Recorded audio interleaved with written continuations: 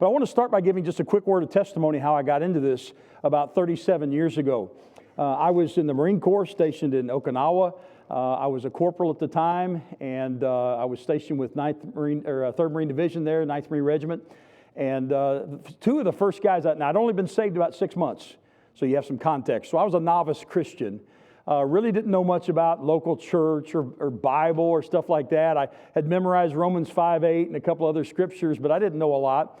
But two of the first guys I led to the Lord Jesus Christ were there in Okinawa. One was a man named Sergeant Jeffrey Taylor. He's from here in Barberton, Ohio, not far from here. And another man named Charles Lassard from New York City. And so I didn't know what to do to help these guys, but I figured they need a Bible. So I knew that much. So we went out to when we went to this town that was big enough, they had a little Bible bookstore there. And I got to talking to the guy, and I asked him about Bibles, and he said, well, what kind are you looking for? I didn't know what he was talking about, and I wasn't trying to be a smart aleck. I said, that blue one looks fine. And he kind of looked at me and smiled, and he said, well, with all the modern updates and everything, the newer Bibles, they're a little easier to understand. Your friends might like that. Now, I didn't know anything, but there was something about what he said that raised some radar in my heart. I pray that was the Holy Spirit, amen? But something just said, no, this is the one my mom had and her mom had before her. I'll just get that one. And it was a King James Bible. And that was the beginning. As I began to talk to pastors and men that I trusted about this issue, I began to realize there's a real problem. And my problem was ignorance, and I didn't like that. I wanted to own the answer. I didn't want somebody to stand up in front of a congregation and tell me why I ought to believe the way I ought to believe. Are you with me this morning? You need to own it. And in 2026, we need to own it. Why am I a Baptist? Why do I go to a Baptist church? Why do I use one Bible? Is it because I'm just a mean old stubborn independent Baptist and I'm not willing to change, or is there something else? And that was where that all began. So I wanted you to have that testimony to give some context to what we're doing and what kind of led to this study. And for 37 years now, I've been studying Bible translations, Greek and Hebrew translations. I'm not a Greek and Hebrew expert by any means, but I know enough to be dangerous, amen. But church history in particular, a good understanding of church history will help you understand Bible translation and also all of the new versions, Bible revision committees and things like that. And we'll get into some of that. We'll not have the time to cover it all. I brought 112 slides with me. Now, I always bring, my wife says, you always bring way more than you need. Well, that's kind of a Marine's way of bringing ammunition, right, Brother Weesey? We always want the truck packed with way more ammunition than we could possibly need, because you just might need it, amen? So we may not get to all 112 of them, but we'll get to as many as possible. We're going to start by looking at your sheet, and we're going to give you an introduction before we go to the sheet, and we're going to answer some questions. Oh, I forgot. I got to use this. Thank you, Brother John and Brother Matt, for your help. And it's not working. Now do it. He's got it. Okay, thank you. We're going to start by just asking some questions, and I want you to think about these. Number one, do we have absolute truth? Do we have it? Okay, now you have to decide that for yourself. Amen? I'm just asking the question. Number two, do we have the Word of God today in 2026, right now? Do we have the Word of God? All right, very good. Now, did God preserve His Word through history, or were only the originals inspired and pure? That's a question you need to ask yourself, because you'll have many who say, well, the originals were inspired, but everything else we've had since then is transliteration, is man adding his thoughts to it and so forth. I believe God chose to preserve His Word. If our faith is in the originals, let's further that question. Since we have no access to the originals, nobody has access to the originals. Nobody knows anybody who's ever seen the originals. Are you with me? All right? So if somebody says to you the originals were inspired, I wonder where they get that. They've never seen them. They don't know anybody who has. How do they know only the originals were inspired? You need to check that out. Okay? And so let's ask a couple more questions and then we'll get into the meat. If there's no absolute truth, and by the way, that's the context of the teaching in most public school systems today. We'll get into that in more detail later. Could it be that God would have sinful man discern his own truth? I mean, which, let's face it, Satan has done a masterful job, hasn't he? He's the master deceiver. When Jesus Christ died on the cross and rose again on the third day, we didn't have Baptists and Methodists and Presbyterians and Lutherans and Church of Christ and Church of God and Mormons and on we could go with the list, right? But 2,000 plus years later, we have all of these denominations so that a young person asks the question, and I think it's a legitimate question, how do I know who's right? Baptists say they're right. Methodists say they're right. Presbyterians say they're right. Mormons say they're, on and on we could go. Jehovah's Witnesses say they're right. How do I know the truth? Where do I find it? Do we have absolute truth? And that's why this question is so important. Number 5, if truth is relevant, then how can anyone know certainly that he's going to heaven when he dies? Pastor and I were going door to door in Jacksonville, North Carolina, a couple of years ago, down at Coastline Baptist Church, Pastor Robbins. And we were going door to door, and we knocked on the door, and a pastor's wife, he knew the pastor, answered the door, pastored another church in town. It was not Baptist, but it was a pastor that this pastor knew. And we got to talk to the lady, and he asked her the question of, if she died, did she know for sure that she would go to heaven? This was a pastor's wife. This is the answer she gave. Can anybody really know for sure? I would hate to live life like that. To lay your head on your pillow at night and not know for sure you're going to heaven when you die? Do we have something that tells us for sure that we can depend upon? A rock upon which we can stand. Seems like we just sung a song about that. Yeah. Number 6, if truth is relevant, then the answers to these questions will depend upon your point of view. Isn't that true? A fella came to me one day and we were talking, and he was an atheist, no question about it. And he said to me, there's no such thing as absolute truth. I looked at him and I said, is that absolutely true? Or are you in the habit of lying? Are you with me? All right, so those are some questions. Now, I want to preface this, and I think it's very important we do this. We're not here to bash people who use other versions. I know there are some speakers who go around. I've heard them. My pastor has seen them in his church, where they take another version of the Bible and they slam it down on the platform and jump up and down on it. We've seen that take place. We're not doing that. We're not here to bash people who use other versions. We're not here to say you're not saved if you use another version. In fact, the Bible makes it plain what our approach should be. I'm going to give you a couple of verses that will be sort of a foundation for you to remember the rest of the day as we look at this evidence. 2 Corinthians 4:1-2, therefore, seeing we have this ministry, we've received mercy, we faint not. Paul's talking to Christians, amen? He's talking to you and I. But have renounced the hidden things of dishonesty, not walking in craftiness, nor handling the word of God deceitfully. Who would handle the word of God deceitfully? Who did it in the garden? He handled the word of God deceitfully. And he only asked one question, yea, hath God said, does it really matter which version you use? Ask Eve and ask Adam. Amen? But by the manifestation of the truth, now here it is, commending ourselves to every man's conscience in the sight of God. We're not here to win arguments. We're not here to set ourselves up and say, we're King James only and everybody else is down. No, that's not what this is about. It's to own the truth so that you can know the truth. Jesus said, sanctify them by thy word in John 17. Thy word is truth. I believe that. Jesus said, for this cause was I born. He was looking at Pilate. He was about to be crucified. He said, for this cause came I into the world, that I might bear witness to the truth. You know what Pilate said in the next verse? What is truth? Pilate was looking truth in the face, and he didn't recognize it. And in 2026, nothing's changed. We're looking truth right in the face, and folks don't recognize it, okay? So there's some keys to helping you recognize it. But the idea is not to be militant. It's not to run down people. It's not to make people feel bad about using another version or anything like that. We have people that come to my home church in West Virginia that don't use a King James. Now, they know what we believe, but we don't try to shove that down their throat as though, they're going to go to hell if they don't use a King James. Is everybody with me? One other verse just to nail that home, Ephesians 4:14-15. Henceforth, be no more children, talking to Christians again, tossed to and fro, carried about with every wind of doctrine. Boy, is that happening today. By the sleight of men, that word sleight means with trickery, sleight of hand, if you will. Okay? And cunning craftiness, whereby they lie in wait to deceive. Would the devil ever do such a thing? Transforms himself into an angel of light, he does. But speaking the truth, how? In love.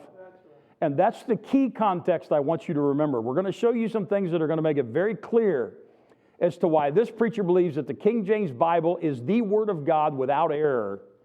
And the evidence is overwhelming. But I'm not supposed to approach somebody with that and say, you're going to hell if you don't use the King James. Everybody get the point? The truth in love that we may grow up into him in all things, which is the head, even Christ. And that's who we're supposed to be like. So let's approach this with a Christ-like attitude, okay? So that's the questions to sort of get us started. Now, look at your paper, and we're going to look at some things here very quickly. There's a verse there at the top to get you started on the Spirit. The Holy Spirit guides us into all truth, right? But I want you to look at your paper. Now, we're not going to have time to look up all these verses, but I want you to notice, number one, there's confusion. There's confusion. Just like there's all these different religions, the same question could be asked. Well, there's the CEV, the Contemporary English Version. There's the ESV, the English Standard Version. There's the CSB, the Christian Standard Bible. There's the NASB, the New American Standard Bible. The King James, of course. And on the list is going. You're going to see many of them today. And the legitimate question could be asked of a young person, how do I know which one is right? And I think that's a legitimate question. How do you know? God is not the what? Author of confusion. And that goes in your first blank there. He's not the author of confusion, and you can check that out. In James chapter 3, we don't have time to turn there right now, but the Bible says, does a fountain bring forth sweet water and bitter at the same time?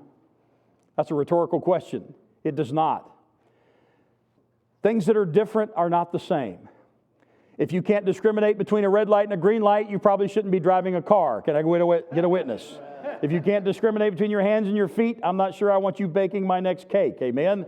Okay. So discrimination is an important part of this and being able to tell the difference. Now, let's kick this off with a question. Did God promise to preserve His Word? Yes, He did. We're going to look at that in just a second, but let's finish our number one here, confusion. Blending truth with carnal wisdom has always been an effective tool of the devil. Do you know that the devil basically told Eve the truth? He said that ye shall be as gods, knowing good and evil. Is that true? Yes. Amen? He said your eyes will be opened. Did that happen? So he didn't out and outright lie to Eve, although he did. But he blended enough truth in there to make it sound really good. And that's what the authors of the new Bibles, as you'll see today, have become very adept at doing. Blending enough truth with carnal wisdom, and it's an effective tool. It's like leaven. That number one there under letter B, which a woman took and hid in 3 measures of meal until the whole was leavened. Amen? Doesn't take much to corrupt the whole thing, and you'll see that as we go through these scriptures. Letter C, Scripture requires the work of what? The Holy Spirit to gain understanding. It's the Spirit that guides us into truth. Amen? That's His ministry. And by the way, if you have not the Holy Spirit of God, finish the verse in Romans for me. Ye are none of His. I didn't say that. The Bible said that.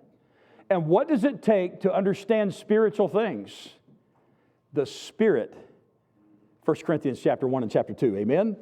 Comparing spiritual things with spiritual. Right, brother? Amen. You got it right. Okay? So, let's take a look at an example here. Psalms 12, 6, and 7. Did God promise to preserve His Word? Now, what I'm going to do, and you're going to see much of this the rest of the day, so you'll get the exercise pretty easy. I hope the font's big enough for everybody to see. If it's not, move up a little closer. Can you see that okay? Okay, I tried to make that as big as I could and still fit everything in. This is Psalm 12, 6, and 7. The words of the Lord are pure words, as silver tried in a furnace of earth, purified 7 times. Now, let's take a look at sentence structure here. What's the subject? The words of the Lord. They're pure. They're like silver tried in a furnace of earth. Thou shalt keep them. Keep what? His words. That's the subject. Amen?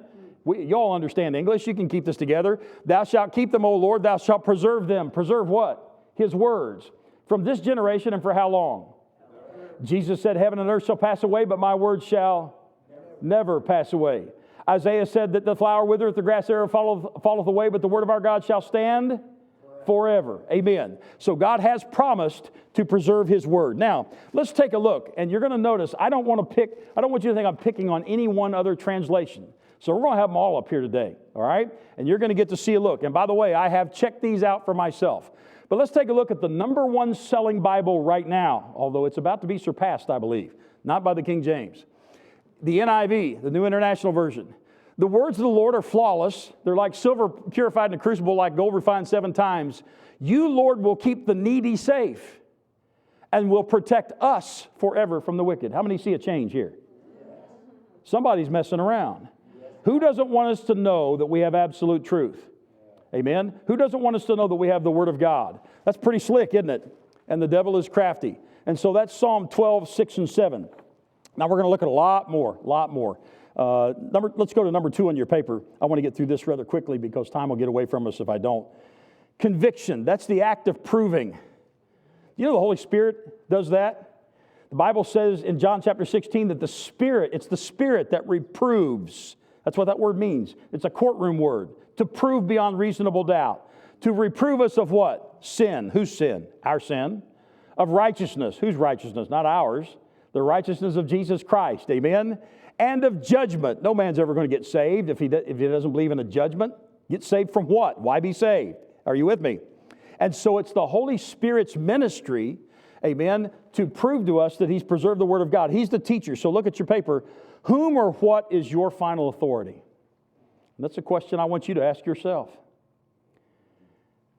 Now, I'll confess to you, it didn't come to me till about a few years of study, and I was slow, I confess. But I can show you the place on the concrete floor of our home where we lived in Zanesville, Ohio, where I got on my face and I told the Lord, I'm sorry for arguing with your word and doubting your word and trying to correct your word. By God's grace, from this point on, if you'll help me, I want to trust and obey, for there's no other way to be happy in Jesus. Amen. And by God's grace, that's what we've tried to do as we study this issue. Amen? And so it's the Holy Spirit that is our final authority, and He authored the book, didn't He? Amen? All right. Number 1, without what? It's impossible to please God. Without faith. It does take faith. I've never seen God. Have you? I wasn't there when Jesus was born in Bethlehem. I wasn't there when He was crucified on the cross. I wasn't there when He rose again the third day. I wasn't there when He said, He that heareth me and believeth on Him that sent me hath everlasting life and will not come into condemnation, but is passed from death unto life in John chapter 5. I wasn't there to hear Him say that. But yet I believe I'm going to heaven when I die. That's a lot of faith. Are you with me? So it takes faith. Let's establish that, to believe God's word. Now, and by the way, that's what God wants. Jesus said, when I return, will I find talent on the earth? Is that what He said? When I return, will I find what? Faith on the earth. That's what I thought He said. Amen. Let her be. Who or what is your most trusted source for truth? Now, we're getting down to the absolute truth part, and you'll see this played out as we go through the slides. Number 1, it is the ministry of the Holy Ghost to teach. If any man lack wisdom, let him ask of Oprah Winfrey. Help us. God, who giveth to all men how? Liberally.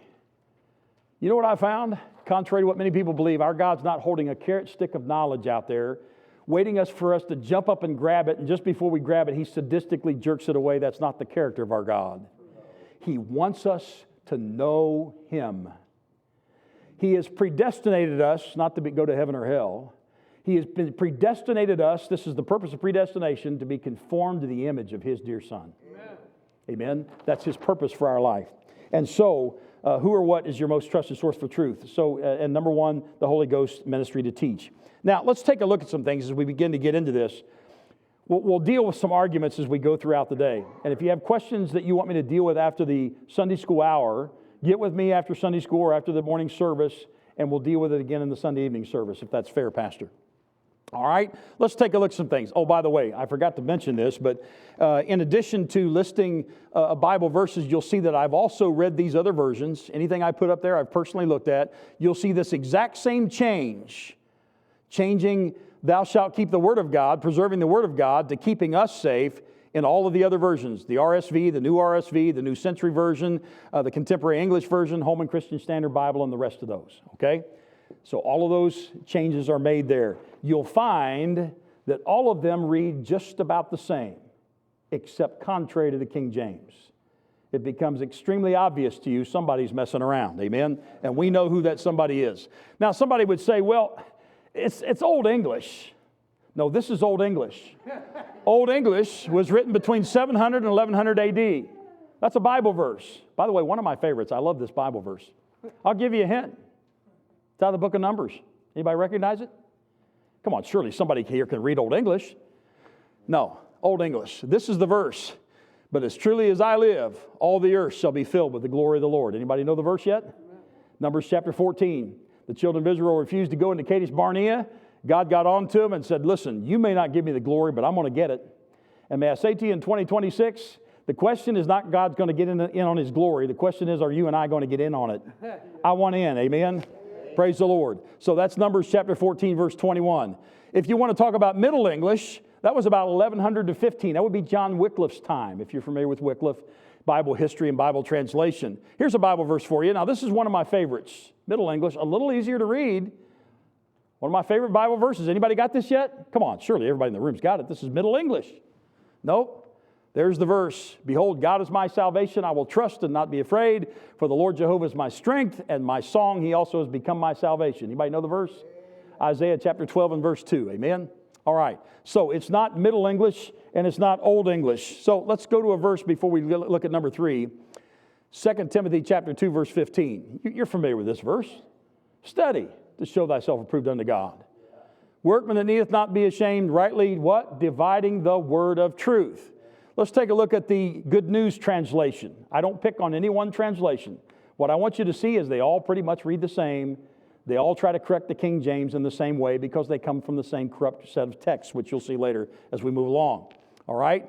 You'll also see that do your best to win full approval in God's sight. I got a problem with that, but we could, as a worker who is not ashamed of his work, one who correctly teaches the message of God's truth. That's different than rightly dividing the word of truth. Can I get a witness? Amen? We're changing doctrine here. We're changing. You say, that's an awful subtle change. You'll see much more egregious than this as we go along. We're not nitpicking here. Amen? This is just whetting your appetite, all right? John 1:18 we'll get into in just a minute. I want to finish number 3. Contamination. It's important you go back and look at these verses I have there later. But before the end of the first century, corruption was evident. Bible translation and Bible correction and arguing with God's word is nothing new. That's right. Paul dealt with this problem in the early church. Go back and read 2 Corinthians chapter 2, the carnal church, Corinth, and read the problem that they were having in craftiness and in corrupting the word of God. Paul's words, not mine. So before the end of the first century, corruption was evident. And that's the devil's design. God is not the author of all of this confusion. All right, now, look at your comparison because we're going to spend more time on this the rest of the Sunday school hour and in the first part of the evening service as we compare the two lines of translation. Now, because of the limited amount of time, I really have to keep this short. So there's a lot of points skipped here, but I tried to bullet point this enough to where it's easy to swallow and you can understand where we're going in the line and so forth. If you have questions, we can certainly deal with those later. But you have two lines. You have the preserved line and the progressive line of Bibles. The preserved line is based upon absolute truth. Do we have it? If we don't, we're in trouble. How do you know you're going to heaven if we don't have it? How do you really know for sure if we don't have absolute truth? Amen? How do you know God meant what He said? How do you know some other preacher couldn't give you a better definition? Are you listening to me now? These are critical questions for you and your family to answer in 2026. The progressive line on the right is based upon relative truth. Now, you're going to see this played out as we go along. But the progressive line comes from the line that we call the line of philosophy. You go to the school in Alexandria, Egypt, you'll see it listed there on number 3. The school in Alexandria, Egypt is where all of this began. God called His people out of Egypt. He's not going to leave His Bible in Egypt either, amen? And they based their religion, if you will, upon philosophy. We are warned about philosophy in the Scriptures, Colossians chapter 2. We'll look at that a little bit more. Here's what Plato said, one of the leaders of the school at Alexandria on whom the school is based. By the way, Plato's teachings are used in many colleges today. Plato says the attributes of the philosopher is the guardian in relation to the needs of the community and as the champion of the good, even above truth and knowledge. That's what Plato said. This quote right here out of Plato's Republic. How many of you have ever read Plato's Republic in his writings? Okay. All right. It's offered not so much because of its defense as Socrates, but for its defense of the good life. And all of these guys, philosophers, talk about that. Epicurus, about 300 years before Christ.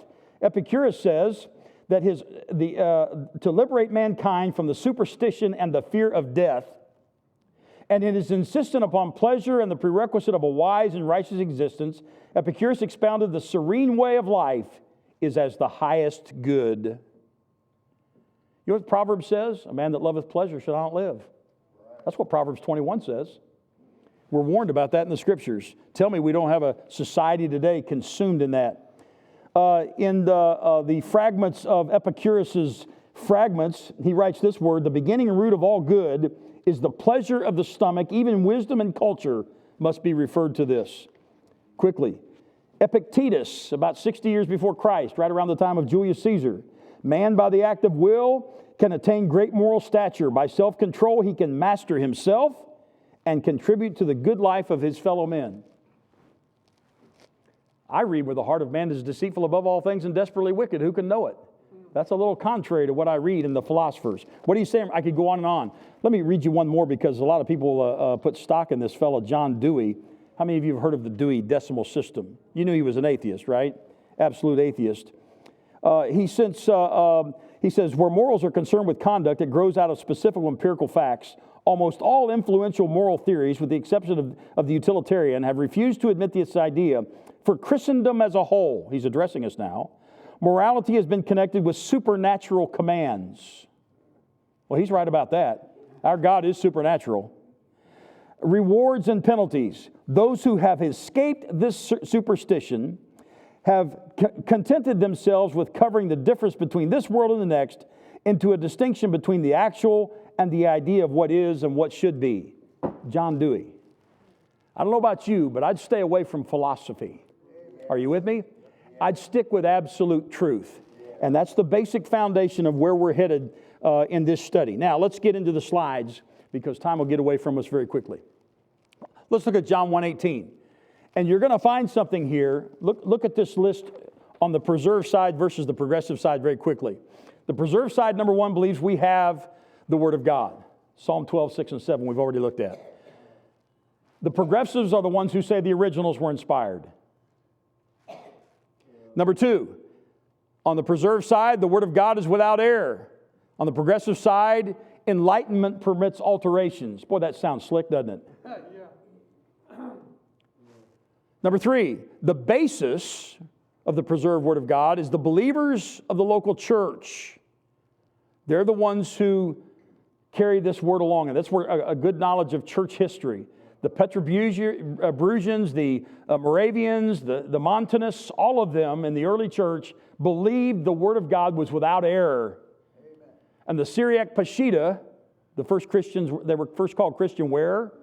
Antioch of Syria, is dated in 150 AD. You're going to see where a lot of the newer Bibles try to convince you that newer and later manuscripts aren't as accurate. And they're referring to the King James, which is a much older manuscript from the Textus Receptus than any of the newer versions. Even that is a deceit. So be careful with that. The basis number three on the progressive side is Alexandria, Egypt, or Gnosticism. To know a thing. Knowledge. Remember, the Greeks are the ones that Paul ran into. They like to sit around all the time and talk about some new thing. How many of you remember that in Acts chapter 17? Yeah, okay. They like to sit around and talk about some new thing. They don't want to know about the truth, because if Jesus Christ is who He said He is, and He did rise again from the dead, we've got to answer to something. And man will not have this man reign over us. Are you with me? That's where this comes to. Number four, the believer by faith on the preserved side believes the Word of God is the final authority for all matters of faith and practice. I believe that's probably somewhere in your constitution here in this church. I think so. On the progressive side, it begins at the Council of Nicaea in 325 AD, where supposed to be all of the leading bishops, only about a quarter of the representative bishops that were known at that time were actually attended the meeting. But in 325 AD, they met in a place called Nicaea. And the issue that was discussed was not infallibility of the Word. It wasn't the virgin birth. It wasn't the death, burial, and resurrection of Jesus Christ. It was from a man named Arius called Arianism.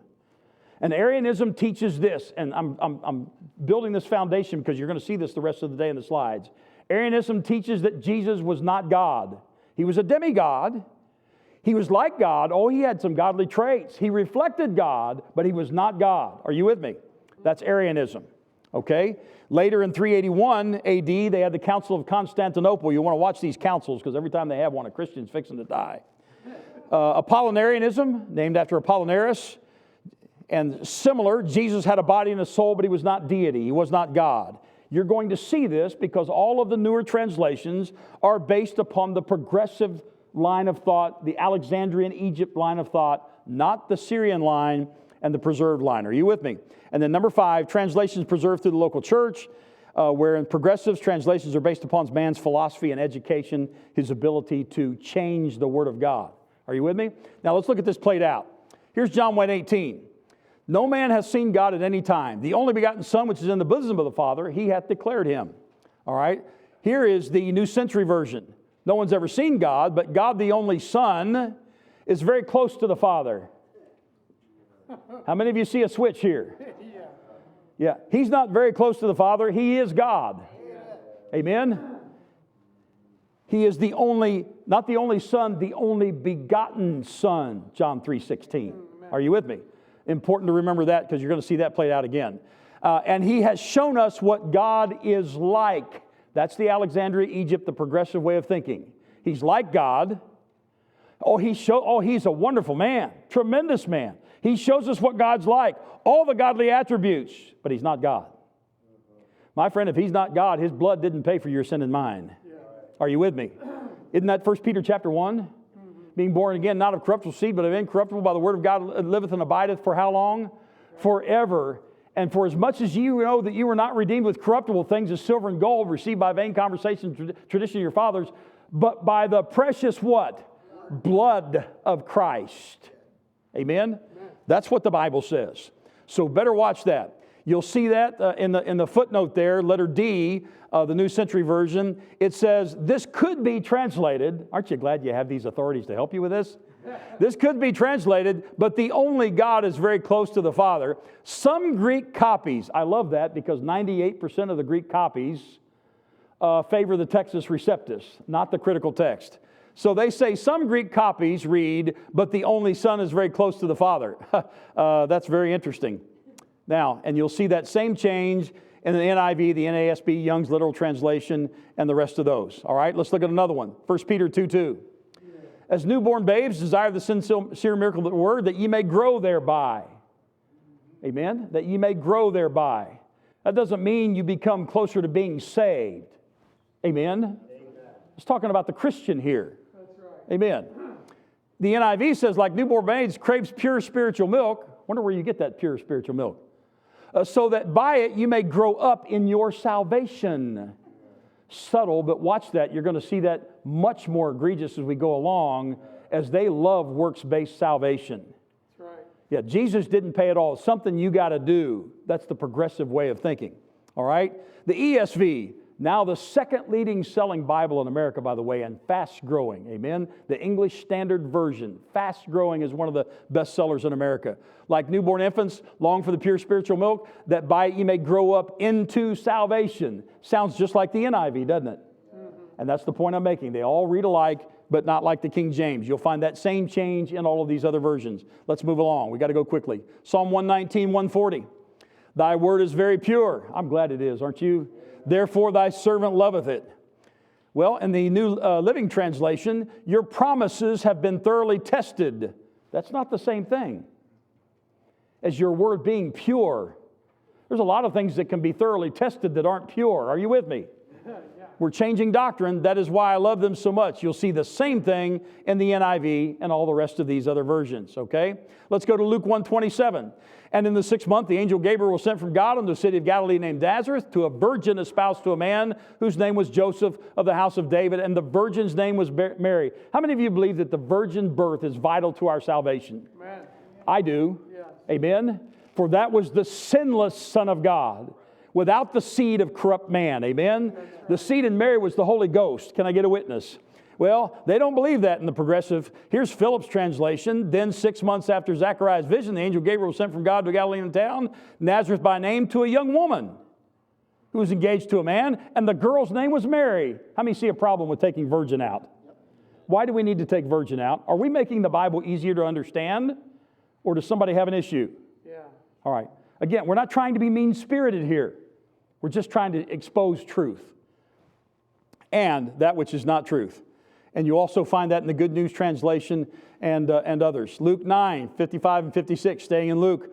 But he turned and rebuked them and said, you know not manner of spirit you are of, for the Son of Man, he was Son of God and Son of Man. Amen. God can walk and chew gum at the same time. Amen. For the Son of Man has not come to destroy men's lives, but to save them. And they went to another village.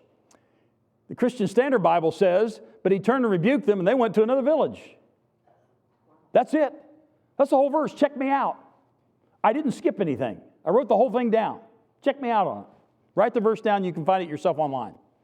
Christian Standard Bible. So why do we want to skip, you know not manner of what spirit you are, and why do we want to take the Son of Man has not come to destroy men's lives? Why do we want to take that out of there? Is that making it easier to understand? New American Standard Bible, exact same thing. See how they read the same, but different from the truth. Devil always mixes in just enough truth. A little leaven leaveneth the whole lump. Amen?